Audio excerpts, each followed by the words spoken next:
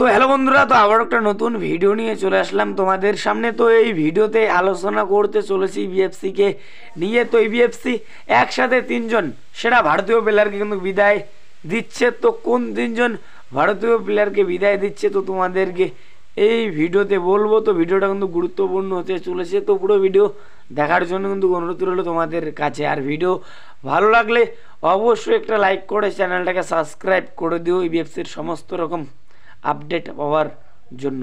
তো coach Oscar Bruzon দল গঠনের কাজ কিন্তু শুরু করে দিয়েছে। তো এই সিজনে আইএসএলে যেসব প্লেয়ার খারাপ খেলেছে, আইএসএল এবং এএফসি কোয়ার্টার ফাইনালে যেসব ভারতীয় প্লেয়ার খারাপ খেলেছে তো তাদেরকে কিন্তু বিদায় দিচ্ছে কোচ অস্কার ব্রুজন। আর যারা ভালো খেলেছে তো তাদেরকে কিন্তু রেখে দিচ্ছে পরের সিজনের জন্য। তো যেসব প্লেয়ারের খেলা পছন্দ হয়েছে তো তাদেরকে কিন্তু রেখে দিচ্ছে, আর যারা খারাপ খেলেছে তো যাদের খেলা পছন্দ হয়নি তো সেই সব প্লেয়ারকে কিন্তু বিদায় দিচ্ছে। তো একসাথে তিনজন ভারতীয় প্লেয়ারকে কিন্তু বিদায় দিচ্ছে ইবিএফসির ম্যানেজমেন্ট। তো প্রথমে যে প্লেয়ারটার কথা বলবো তোমাদেরকে তো সেই প্লেয়ারটা হলো নিশু কুমার। তো নিশু কুমারকে তো তোমরা সকলেই চেনো। তো এই সিজনে ইবিএফসির জার্সি গায়ে আইএসএলে এএফসি কোয়ার্টার ফাইনালে যে কটা ম্যাচ খেলেছে একদম কিন্তু বাজে কিন্তু খেলেছে। তো আগের নিশু কুমার আর এখনকার নিশু কুমারের মধ্যে কিন্তু অনেক কিন্তু পার্থক্য কিন্তু রয়েছে। তো এই নিশু কুমারের সঙ্গে এই বছরেই 2025-এ 31 মে কিন্তু কন্ট্রাক্ট কিন্তু শেষ হয়ে যাচ্ছে।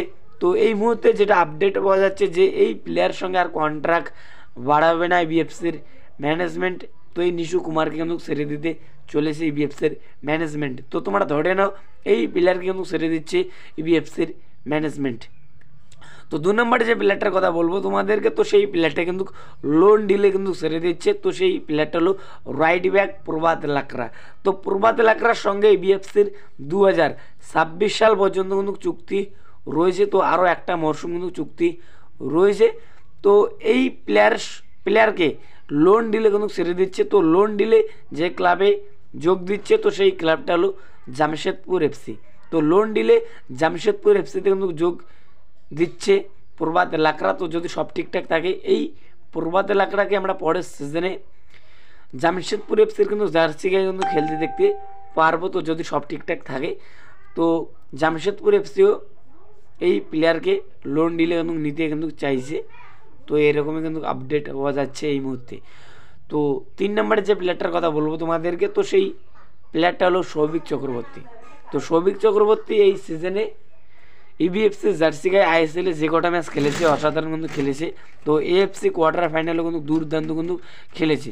তো সুপার কাপের যে ম্যাচটা হয়েছিল কেবিএফসির সঙ্গে তো সেই ম্যাচেও কিন্তু দুর্দান্ত কিন্তু খেলেছে সৌভিক চক্রবর্তী। তো সৌভিক চক্রবর্তীর সঙ্গে এ বছরই 2025-এ 31 মে কিন্তু কন্ট্রাক্ট কিন্তু শেষ হয়ে যাচ্ছে। তো কোচ অস্কার ব্রুজন এই প্লেয়ার সঙ্গে আর কিন্তু কন্ট্রাক্ট কিন্তু বাড়াতে কিন্তু চাইছে না। তো এই প্লেয়ারকে কিন্তু এবার ছেড়ে দিচ্ছে এই বিএফসির ম্যানেজমেন্ট। তো এরকমই কিন্তু আপডেট পাওয়া যাচ্ছে এই মুহূর্তে। তো এই তিনজন প্লেয়ারকে কিন্তু ছেড়ে দিচ্ছে এবার ইবিএফসির ম্যানেজমেন্ট। তো দুজনের সঙ্গে এই বছরই কন্ট্রাক্ট শেষ, একজনের সঙ্গে 2026 সাল পর্যন্ত চুক্তি রয়েছে। তো সেই প্লেয়ারটা হলো প্রভাত লাকড়া। তো সেই প্রভাত লাকড়াকে কিন্তু লোন ডিলে কিন্তু ছেড়ে দিচ্ছে জামশেদপুর এফসিতে। তো এই তিনজন প্লেয়ারের মধ্যে কোন প্লেয়ারকে রাখলে সব থেকে ভালো হবে অবশ্যই ভাই কমেন্ট করে জানো। তো আমার মতে সৌভিক চক্রবর্তীকে রেখে দিলে তো আরও একটা সিজনের জন্য রেখে দিলে সব থেকে কিন্তু ভালো হবে ভাই। তো প্লেয়ারটার ভাই কিন্তু খেলা রয়েছে। তো এই ভিডিওতে তোমাদেরকে এতটুকুই বলা ছিল। তো যদি ভিডিওটা ভালো লাগে অবশ্যই একটা লাইক করে চ্যানেলটাকে সাবস্ক্রাইব করে দিও এই বিএফসির সমস্ত রকম আপডেট পাওয়ার জন্য। তো দেখা হচ্ছে পরবর্তী ভিডিও।